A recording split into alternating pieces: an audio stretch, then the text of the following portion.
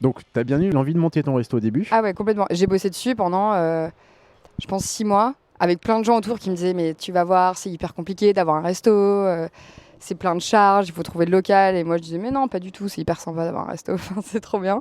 Et en fait, je me suis rendu compte que, en effet, c'est beaucoup de problèmes d'avoir un restaurant. Et j'ai voulu trouver une alternative pour tester le concept avant d'ouvrir tout ça, quoi. Surtout à 23 ans, c'est beaucoup de frais, beaucoup de charges. Tu as une passion? Tu as un projet? Bienvenue sur The Side Project Café, le podcast où on met en lumière ta passion. Je m'appelle Quentin, je suis le fondateur de Side et aujourd'hui je vais être ton hôte. Alors installe-toi bien, ça va bientôt commencer. Salut Priscille. Hello Quentin. Comment tu vas? Écoute, ça va super. Je suis absolument ravi d'être ici pour enregistrer ce nouvel épisode et d'être avec toi. Merci, moi aussi je suis très contente sous ce beau soleil. Surtout qu'en plus là, vous pouvez absolument pas le voir sur ce podcast, mais on est sur un balcon en plein milieu du 17e. On est vraiment en plein soleil, c'est parfait. Alors, Priscille, je suis ravi de t'avoir et d'être chez toi aujourd'hui pour parler un peu de tes activités, de ton compte, de la Lunchbox, de ta passion pour la bouffe. Ouais. Et le but ici, donc dans ce podcast qu'on appelle The Side Project Café, donc c'est comme ça que je l'appelle, le but c'est de donner la parole à des personnes qui sont passionnées, qui ont une passion et qui ont envie de la partager, de la faire aller plus loin et qui testent et qui osent et qui font des choses comme ça. Et donc c'est pour ça que je trouve ça top d'être avec toi et aujourd'hui pour ce, à mon avis je crois que c'est le 3e épisode, donc c'est pour ça que c'est absolument canon. Parce que en fait, j'ai découvert ton contenu sur Instagram comme à mon avis beaucoup de gens, Ouais. sur ta page La Lunchbox. Il y a un truc qui m'a marqué et que j'ai trouvé absolument top, c'est que tu avais vraiment l'objectif de ok, j'ai une envie, j'ai par exemple l'idée de monter un resto, mais tu nous expliqueras un peu plus après ça. J'ai eu l'envie de monter un resto et au lieu de me dire je me prends un local, j'ai des frais, j'ai du staff, je fais une cuisine et tout ça, tu t'es dit bah tiens, je vais aller tester mon concept de resto ou l'idée que je pourrais en avoir Ouais, exactement. en faisant des dîners chez toi. C'est à peu près ça. Ouais. C'est un peu romancé. Dans la vraie vie, je voulais passer par le local, ouvrir, avoir des coûts, etc. Et en fait, je me suis dit, mais il faut quand même commencer quelque part. Et j'ai de la chance d'avoir une salle à manger où je peux accueillir une dizaine de personnes. Donc j'ai lancé le truc, c'est un peu cartonné sur Insta. Et maintenant, je me demande si je vais pas plutôt faire ça. Et le resto, on verra dans un deuxième temps. Mais voilà. Donc, tu as bien eu l'envie de monter ton resto au début? Ah ouais, complètement. J'ai bossé dessus pendant, je pense, 6 mois. Avec plein de gens autour qui me disaient mais tu vas voir, c'est hyper compliqué d'avoir un resto, c'est plein de charges, il faut trouver le local. Et moi je disais mais non, pas du tout, c'est hyper sympa d'avoir un resto, enfin, c'est trop bien. Et en fait je me suis rendu compte que en effet c'est beaucoup de problèmes d'avoir un restaurant. Et j'ai voulu trouver une alternative pour tester le concept avant d'ouvrir tout ça, quoi. Surtout à 23 ans, c'est beaucoup de frais, beaucoup de charges. Je comprends que c'est beaucoup de frais, beaucoup de charges. Mais alors, en fait, ce qui est assez rigolo, c'est que c'est quand même, j'ai l'impression, une idée qui te vient depuis... tu dois l'avoir depuis un petit bout de temps, dans cette idée d'ouvrir ton resto, de nourrir les gens. Enfin, je sais pas si c'est ça ton point à la base, mais... Complètement. En fait, j'ai grandi en Normandie avec des parents qui tenaient un resto avant ma naissance. Bon, j'ai jamais connu cette période-là de leur vie, mais quand même. Donc, je pense que l'idée du restaurant, ça vient de très longtemps parce que c'était un peu genre le fantasme de mes parents restaurateurs au bord de la mer en Normandie. Ouais. J'ai toujours aimé cuisiner et quand j'étais en école de commerce, j'ai eu plein d'idées. Enfin, faire un food truck durable pour les étudiants, des livraisons de lunchbox, des frigos connectés, des cours de cuisine, des tables d'hôtes, enfin vraiment plein de trucs. À chaque fois, je le testais un peu, je faisais des business plans, des machins. Je passais à autre chose parce que en creusant, je me rendais compte que j'avais une autre idée encore mieux et donc ça passait. Jusqu'au moment où je me suis dit mais en fait c'est peut-être un resto qui va me faire envie. J'ai bossé dessus pendant assez longtemps. Et puis voilà. Et en fait, j'ai fait un CAP cuisine pendant mes études parce que vraiment, cuisiner m'intéressait. Ouais. Et plus que la cuisine, c'était aussi la rencontre et le fait, à ma toute petite échelle, d'aider des gens à se rencontrer. Et en fait, je me suis dit que le restaurant que je voulais monter, c'était autour de ça. Et c'est pour ça qu'accueillir des gens chez moi n'était pas déconnant parce qu'il y avait toujours ce même truc de cuisiner et de rassembler autour d'un plat. Donc voilà, c'est un peu venu comme ça, quoi. D'accord, ok. C'est hyper intéressant. Moi, ce que je note aussi dans ton parcours et de ce dont tu parles, c'est que toutes les idées dont tu nous as parlé, après il y en a peut-être eu d'autres, hein, mais à chaque fois, j'ai l'impression que c'est des idées qui sont en rapport avec la nourriture. Ah ouais, toujours. Toujours. J'aime manger, j'aime cuisiner, j'aime comprendre ce que je mange. Donc j'aime le sourcing, les produits. J'ai grandi en Normandie et il y a quand même, on a de la chance d'avoir un super terroir. Ouais. On avait plein de producteurs à côté de chez nous. Donc je pense que j'ai été élevée par des parents qui avaient le goût des bons produits. Ils pêchaient beaucoup. on allait dans la forêt ramasser des marrons, des trucs. Enfin, donc je pense que quand même, comprendre d'où vient ce que je mange, pour moi, ça a toujours été intéressant. Ouais. Et j'ai voulu aussi un peu transmettre ce truc-là. Bon, aujourd'hui, je le fais pas trop, mais j'espère pouvoir que ça revienne derrière. Mais ouais, comprendre ce qu'on mange, pourquoi, comment on fait une huître. Il y a plein de gens qui savent pas. Moi, je trouve ça trop intéressant. Ouais, et donc, c'est vraiment un truc que j'aime bien. C'est vrai qu'en France, on a de la chance à ce niveau-là d'avoir à la fois des super producteurs, des super terroirs, des super produits partout. Parce que en fait, je pense aussi que chaque région, et ça on le sait, a sa spécificité. Donc tu vois, tu nous parlais de la Bretagne là, tout à l'heure là, avec les huîtres, mais on a aussi on a tous les fruits de mer, on a les poissons, on a des super trucs. Tu vas en Normandie, le cliché, c'est la crème et le cidre et les pommes, mais il y a plein d'autres choses. Et c'est vrai que c'est hyper intéressant et je trouve hyper chouette de voir que tu mets vraiment ça au cœur de ton approche, même si pour le moment, tu n'arrives peut-être pas forcément ou tu aimerais le mettre plus en avant. Là, j'ai un super sourcing, je fais hyper attention. Tout ce que je prépare, c'est avec des bons ingrédients, bien sourcés, etc. Mais j'ai pas encore la notion de transmettre ça. C'est-à-dire que les gens mangent un truc, mais ils savent pas vraiment. Enfin, j'en parle pas. Et il faudrait que j'en parle un peu plus. Mais en tout cas, de mon côté, tout est respecté. Donc, c'est déjà ça. Ok, c'est top. Mais bon, là, je pense que tout le monde se pose un peu des questions sur comment ça se passe, toi, tes dîners. C'est quoi l'expérience que tu vis quand tu te dis je viens faire un dîner de la Lunchbox? Complètement. Alors déjà, c'est une expérience qui commence sur Instagram. Ouais. En fait, je poste des stories avec des dates, des prochaines dates où les gens peuvent s'inscrire. Et là, ils remplissent un questionnaire avec juste nom, prénom, allergie, etc. Parce que j'annonce pas le menu à l'avance. Ok. Menu surprise de saison, tout ça. Et donc je fais une demande de préinscription, enfin une demande d'inscription sur ce questionnaire-là. Les gens le répondent et ensuite je vais sélectionner quelques personnes. Il n'y a pas de vrais critères. En fait, je vais prendre les tranches d'âge.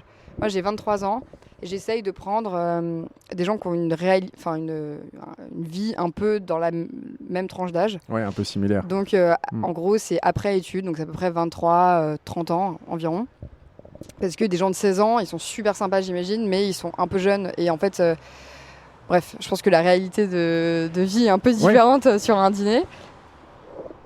Donc voilà, ensuite, une fois que les gens répondent, je les sélectionne, j'envoie un petit WhatsApp en disant « Hello, tu es sélectionné pour le dîner ». Je les ajoute dans un groupe WhatsApp avec tous les gens du dîner et ensuite j'envoie les informations, le lien de règlement, l'adresse, etc. Et ils arrivent à la maison quelques jours plus tard. Ensuite, il y a un petit temps de rencontre. Ça se fait toujours hyper naturellement, hyper bien. Okay. Moi, je suis toujours un peu à la bourre, donc je suis un peu dans la cuisine au début pour finir le repas. Et puis voilà, on passe tous à table et à chaque fois, c'est vraiment hyper sympa. Ça dure jusqu'à minuit, 1h. Après, pour mes voisins, je tâche un peu tout le monde. Ouais. Mais non, hyper sympa. Donc globalement, c'est ça. Donc il n'y a pas de vrais critères de sélection à part l'âge. Et ensuite, je vérifie que les gens existent parce que c'est quand même chez moi. Je suis une pauvre fille sans défense. Bah oui, non, mais c'est vrai que c'est un point. Donc voilà. Et je donne jamais mon vrai numéro de rue. Je vais chercher les gens quelques numéros avant ou après. Comme on le fait avec un Uber en général. D'accord, ok. En fait, c'est assez intéressant parce que tu as 23 ans. Ouais. Tu es une femme. Oui. C'est vrai que le premier point de se dire j'accueille des inconnus chez moi, ça peut être assez flippant. Donc, comment est-ce que tu t'es dit tiens, je vais sauter le pas et je vais accueillir ces gens chez moi et comment est-ce que tu t'es rassuré à ce niveau-là pour faire en sorte que ça se passe bien? Et j'imagine que dans les 3 cas, voire les 99% des cas, ça se passe bien. Ouais. Ça s'est toujours bien passé. Ouais. Bon, il y a des gens avec qui j'ai moins d'affinité, mais ça, c'est normal. C'est normal. Et ensuite, donc le tout premier dîner que j'ai fait, c'était vraiment, j'avais un petit compte Insta avec genre 1500 ou 2000 abonnés. J'ai posté une story genre qui veut venir dîner à la maison. J'ai surtout des copains qui sont inscrits, mais aussi 2-3 personnes que je connaissais vraiment pas et des copains qui sont venus avec des gens que je connaissais pas. Et après mes copains enfin bref, donc personne vraiment se connaissait, donc ça c'était assez sympa. Et là, j'avais pas peur parce que c'était le premier. J'avais tellement de gens que je connaissais qui étaient là que ça sécurise. Ouais. Sauf que ensuite, ça a explosé sur Instagram. Là, je remets une date, 2 nouvelles personnes s'inscrivent. Et là, c'était un peu la panique parce que je me suis rendu compte qu'il y avait vraiment des gens que je connaissais pas qui allaient venir chez moi. Peut-être ils allaient être vraiment pas sympas, ça allait être horrible et passer le pire moment. Ou alors, ça allait être hyper sympa et voilà. Et donc, grosse panique, j'appelle des potes un peu en larmes le matin, genre venez avec moi, m'aider. Et donc, voilà, donc le premier dîner, j'ai pris que des filles en me disant qu'une fille était plus rassurante qu'un garçon. Mais depuis, c'est vraiment mixte. Et en fait, le premier s'est tellement bien passé. C'était un brunch avec que des meufs hyper sympas. Il faisait hyper beau, c'était fermé. Et en fait, ça m'a donné vraiment confiance pour le reste. Et à chaque fois, j'ai un ami ou j'habite avec mes frères, un de mes frères en confiance pour m'aider s'il se passe quelque chose, quoi. Ouais, c'est génial. Donc, tu as quand même à chaque fois quelqu'un de confiance qui est là pour toi. Ouais. Et t'es pas seul en mode j'accueille. Non.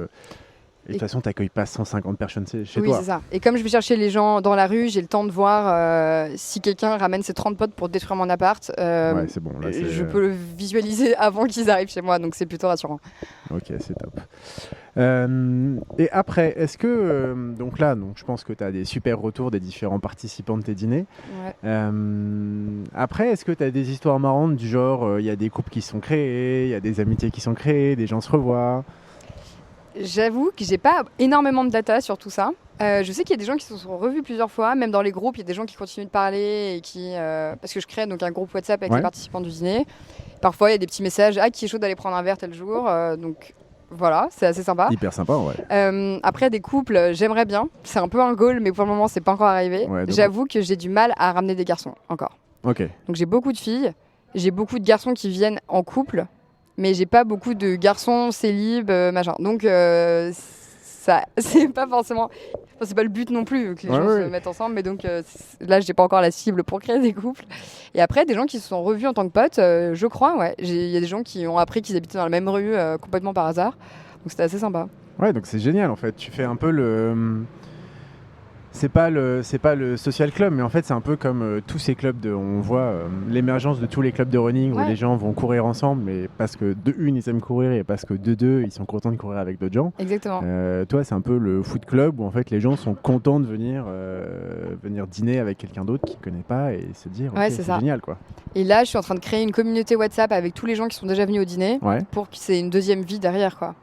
Parce que c'est sympa de voir 10 personnes à un dîner, mais si on n'en fait rien, ça n'a pas grand impact. Donc le but, ça serait de faire vivre cette communauté, de faire des événements, même pas des dîners chez moi payants, etc. Mais même juste venir, on va prendre un verre dans un bar et voilà quoi. Ouais, c'est génial. Donc avoir une vie derrière tous ces dîners quoi, et toutes ces rencontres. Ok. Et ça fait à peu près combien de personnes ça? Parce que tu as dû organiser... J'ai organisé 17 dîners. D'accord. Enfin, dîner et brunch. Ouais. Je pense qu'il y a des gens qui reviennent et j'ai des copains, donc je sais pas si on les compte vraiment, mais j'imagine qu'il doit y avoir peut-être 150 personnes qui sont venues depuis le début. Ah ouais. Attends, ça fait depuis combien de temps que tu as lancé ça? Depuis fin mai, début juin. J'ai plus exactement la date, mais ça devait être vers le 25 mai ou un truc comme ça. Waouh. Ah oui, t'as pas arrêté? Si, j'avoue, j'ai arrêté. J'ai fait pendant les vacances, j'ai pris des vacances. Ouais, mais t'as quand même fait. Il y en avait combien? Il y en avait quand même un certain nombre. Ouais, j'en ai fait 2-3 par semaine. Bon, j'ai fait un gros événement cet été en juillet, mais sinon, j'ai profité de mes vacances pour me structurer un peu et profiter de mes parents.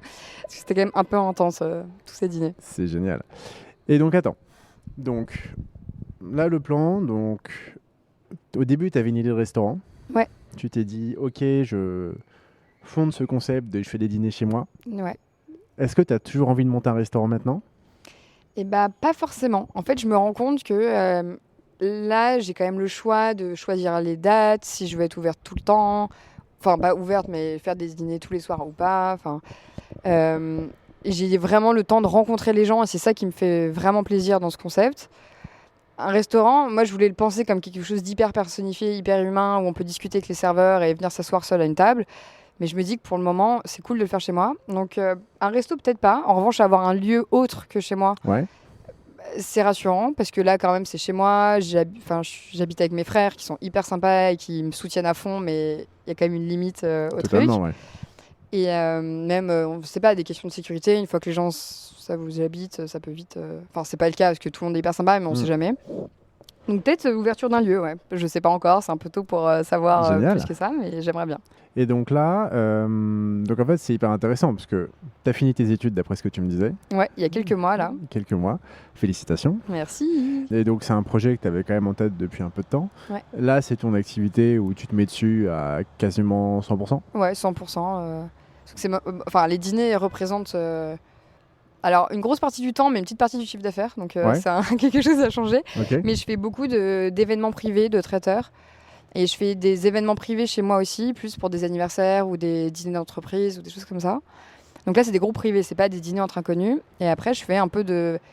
Je fais du traiteur, mais plus comme une chef privée qui Ouais. fait le repas que tu aurais la flemme de faire, mais qui est le repas de famille pour un anniversaire, un dîner, ou voilà, pour 10, 15, 20 personnes. En gros, c'est ça. C'est génial aussi parce que je trouve en fait que tu as un concept qui peut aller de j'accueille des gens chez moi ou dans un lieu à je peux être, on va pas dire chef en guest comme les tatouages, puisqu'on a eu une tatoueuse qui est venue dans le podcast la semaine dernière, à je peux aller faire des guests dans certains restos parce que j'ai mes recettes, j'ai mes trucs très cool à montrer et je peux les partager avec les gens du resto. Donc, Ouais, c'est ça. En fait, c'est un peu ça. En fait, j'aime le côté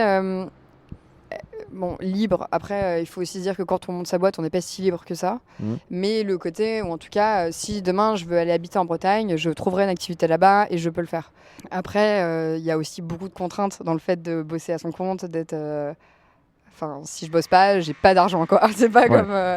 et il faut que... je travaille toute seule, donc faut que j'arrive... Enfin, c'est beaucoup d'organisation. Entre faire les recettes, trouver des clients, organiser les dîners entre inconnus, ça demande, on s'en rend pas compte, mais il faut faire tout le repassage des serviettes, des nappes, tout ça, mettre la table, aller chercher des fleurs, faire des bouquets, les lessives, les trucs, préparer le repas, nettoyer tout l'appart, gérer mes frères et tout le bordel de tout ça. Donc il y a quand même tout un truc derrière. D'après ce que je comprends, c'est qu'il y a une vraie logistique derrière. Donc c'est pas juste tu débarques avec ta batterie de couteaux, tes casseroles et ainsi de suite et tu cuisines, mais il y a une vraie logistique. En fait, comme si tu avais un restaurant sans le lieu et sans le staff derrière. Donc c'est ça. Donc ça peut faire rêver, mais en fait c'est quand même beaucoup de travail et c'est sympa, mais il faut être un peu accroché derrière, quoi. Surtout quand on est tout seul. Je comprends totalement. Si tu devais donner un conseil à quelqu'un qui voudrait faire la même chose que toi, parce que je trouve que ta méthode est assez réplicable, entre guillemets. Ça, c'est le consultant, moi, qui parle. Mais le fait de pouvoir se dire, au lieu de me prendre un lieu, de me prendre une cuisine, de me prendre tout ça et de me mettre directement dans des charges qui sont absolument énormes, je teste d'abord ça chez moi. Comment est-ce que toi, tu conseillerais à quelqu'un de le faire ? Alors déjà, de connaître ses voisins, parce que ça fait quand même du bruit. Donc il faut quand même être dans un immeuble où les gens sont cool avec toi. C'est un peu le premier truc. Et ensuite... c'est quand même, socialement, c'est intense, parce que ça fait quand même raconter ta vie à 30 personnes différentes 3 fois par semaine. Donc, faut être un peu accroché. Et ensuite, après, c'est que du kiff. Faut écrire ses recettes, faut être un peu organisé, trouver ses bons produits, se lancer. Il faut pas grand-chose. En fait, c'est ça qui est assez sympa, c'est qu'il faut, en vrai, une table et une cuisine. Après, tout est faisable. Ça peut être chef étoilé privé, donc dans ces cas-là, ça va être des menus un peu exorbitants avec des produits de dingue. J'aimerais savoir faire ça, mais ce n'est pas mon cas. Et après, tout est faisable, donc c'est quand même assez sympa. Pour se lancer, au moins pour tester, ça va demander, si je résume, l'envie. Ouais, toujours. Donc l'envie de le faire, la volonté, la motivation, la passion. Un peu de matos, mais pas forcément beaucoup plus que ce que tout le monde a dans sa cuisine, en gros. Un lieu pour recevoir, qui peut être chez toi ou qui peut être chez quelqu'un ou dans un café ou dans une salle que tu loues, dans un resto. Oui, ça, il faut le dire aussi. Il y a quand même beaucoup de restos qui sont fermés le soir ou le week-end et qui sont preneurs d'aider des jeunes à se lancer. Il faut pas avoir peur d'aller demander, et la plupart du temps on dit oui. Enfin, les gens répondront oui, quoi. D'accord. Donc c'est assez sympa. Tu l'as fait, ça ? Ouais, là je vais commencer à organiser des trucs dans des restos. J'ai fait les 5 restos en bas de chez moi. J'étais leur dire hello, j'invite des inconnus à dîner de chez moi, est-ce que vous voulez qu'on fasse ça chez vous ? Ils ont tous été hyper partants. Il faut louer l'endroit, etc. Mais après il suffit de calculer ses coûts de rentrer ça dans le prix du menu, et puis voilà, quoi. Ok, c'est génial. Donc là, quand tu veux louer un resto, quand tu loues le resto, tu loues les cuisines. Je loue les cuisines, ouais. Et tu fais tout ça pour des inconnus. C'est génial. Je trouve le concept, ça aussi, c'est assez chouette, et ça te permet de... Éventuellement, ça pourrait te permettre après de faire grandir le truc en te disant je l'exporte, je l'emmène dans une autre ville. Ouais, complètement. Là, on m'a proposé d'aller faire des choses Donc nous, on est à Paris, mais on m'a proposé d'aller à Lyon ou à Lille et à Marseille. Donc je me dis que ça peut être trop sympa. À voir s'il y a des gens sur Insta qui me suivent qui habitent là-bas, mais ça peut être trop cool. Ouais, ça peut être génial. Ou même pour tous les Parisiens en vacances qui sont à Marseille. Exactement. Si vous voulez aller vous faire... un dîner au soleil un peu, parce qu'on n'en peut plus là. Un dîner au soleil, parce que non, aujourd'hui c'est un peu une exception, mais... En vrai, moi je trouve ça hyper intéressant parce que tu as une démarche qui te permet de te dire je teste le truc, je fais avancer, et je vois, et j'arrive quand même à m'en sortir avec cette activité-là. Qui dans, je sais pas, 1 an, 2 ans, 3 ans, 4 ans, où est-ce que tu te verrais ? T'as arrivé à voir ça à peu près ou pas du tout ? Ouais, j'ai un life goal qui est d'avoir une chambre d'hôte à la campagne. Ok. Donc avec une petite ferme, faire des classes vertes pour les enfants, autour de comprendre ce qu'on mange, et d'aller récolter des légumes dans un jardin. Donc je me souhaite d'y arriver. Et ensuite, les dîners avec des inconnus, je trouve ça toujours hyper sympa, mais ouais, peut-être avoir un labo traiteur avec une grande salle de réception, faire plus d'événementiel, ça serait un peu ça, je pense. Top. Bon, on te le souhaite en tout cas, c'est génial. Est-ce que tu vois quelque chose à rajouter ? Quelque chose, peut-être un conseil que tu aurais adoré qu'on te donne plus tôt, qui t'aurait permis de te lancer plus tôt ou déjà d'y aller ? Moi, je trouve que, là, j'ai 23 ans, j'ai de la chance d'avoir des parents qui peuvent m'aider si jamais j'ai besoin, ce qui, je sais qu'il n'est pas le cas de tout le monde.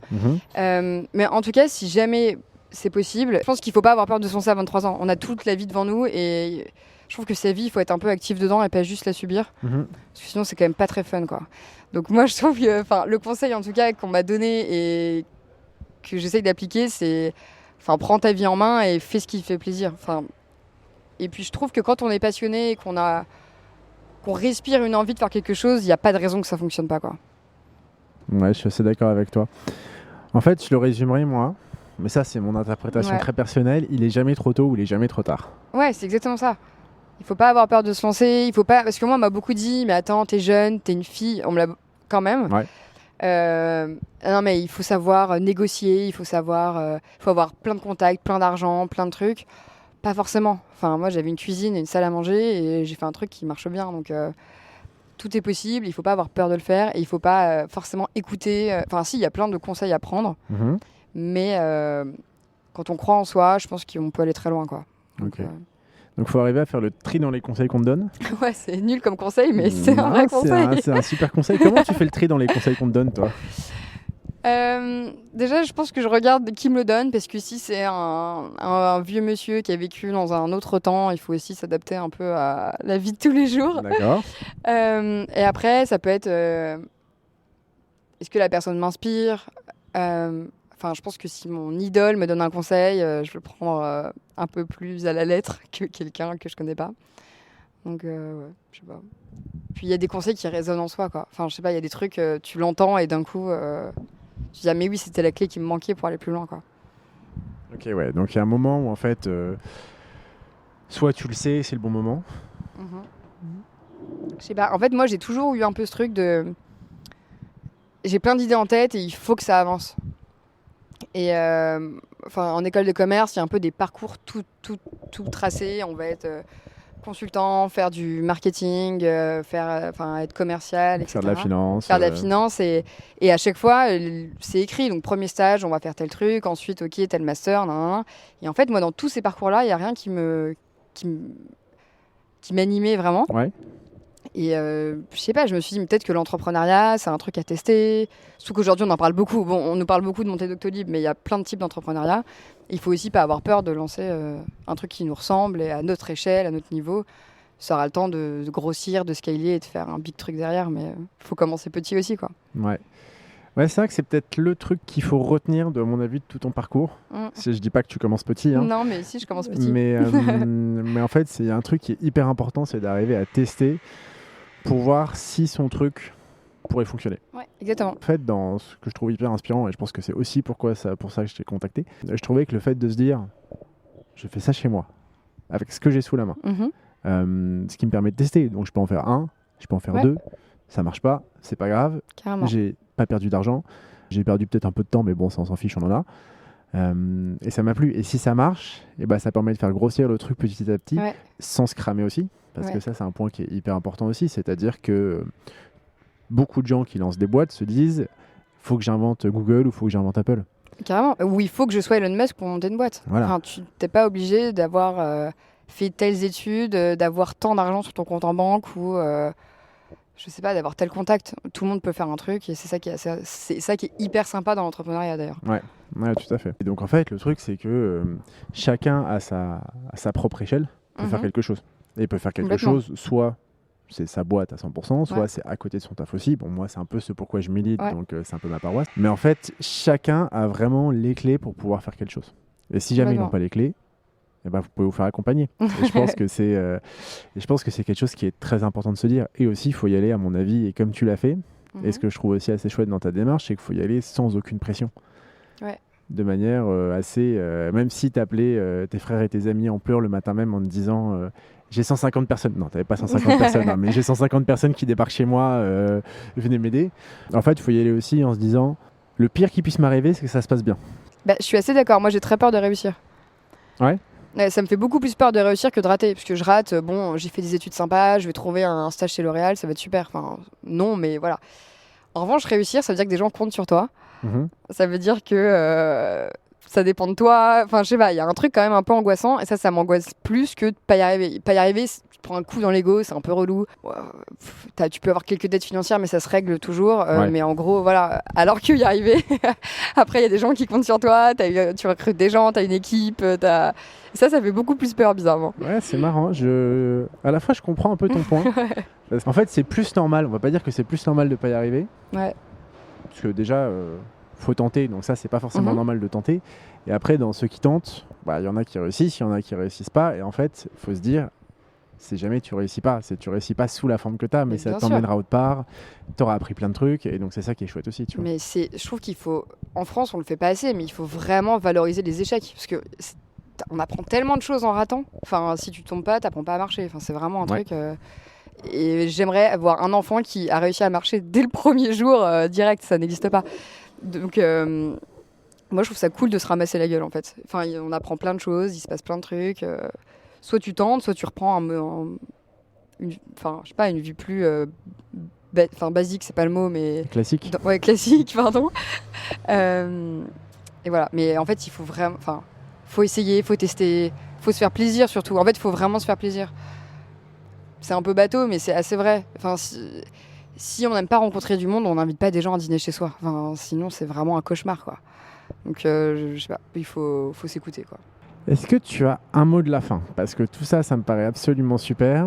Faites-vous plaisir, écoutez-vous, lancez-vous, osez. Ouais. Est-ce que tu as quelque chose à rajouter? Peut-être une recette, une citation, un livre de cuisine? Un livre de cuisine, j'en ai un. Ouais. J'en ai un que j'aurais pu avoir. Enfin, ça aurait pu être moi qui l'ai écrit tellement c'est les mêmes recettes. C'est le dernier livre de François-Régis Gaudry qui D'accord. s'appelle Mes carnets de recettes ou Mes carnets de cuisine. Je sais pas, j'ai pas le titre exact, mais je pense qu'il est par là. On le retrouvera après. Recettes et récits de François-Régis Gaudry. D'accord, ok. Dingue. Les recettes sont dingues, hyper faciles. J'en ai testé plein, elles sont toutes super. Donc ça, c'est assez top. Une citation, j'avoue, j'en ai pas trop. C'est pas grave. Donc ouais. Et sinon, je sais pas, ouais, mais écoutez-vous, faites-vous plaisir. Puis surtout, mangez, quoi. C'est tellement bien de manger des trucs bons. Et non, si, j'ai un truc.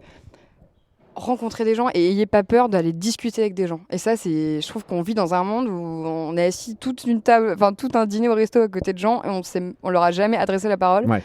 Moi, je parle à tout le monde, je rencontre tout le monde, je vais parler au serveur, je m'intéresse. Enfin, et mine de rien, c'est une mine d'or de rencontres, de conseils, de vision du monde, des choses, Enfin, je sais pas, il y a beaucoup de choses à prendre de gens qu'on connaît pas et il faut pas avoir peur d'aller vers l'autre et de rencontrer des gens. Et ça, pour moi, c'est peut-être un truc. Enfin, c'est vraiment important, quoi. Ouais, surtout qu'ils vont pas vous manger. Ça, c'est sûr. Ok, merci beaucoup Priscille. Bah écoute, merci à toi. C'était super d'être là avec toi. On va avoir un petit peu de montage avec tous ces bruits de voiture, mais bon, Oups. c'est ce qui fait le charme aussi de ce podcast. Et puis à très bientôt. Merci. À bientôt, salut. Voilà, c'est fini. Merci beaucoup d'avoir écouté cet épisode de The Side Project Café. Vous pouvez nous retrouver sur Instagram @The Side Project Factory ou sur notre site internet thesideprojectinc.com. Allez, à très vite.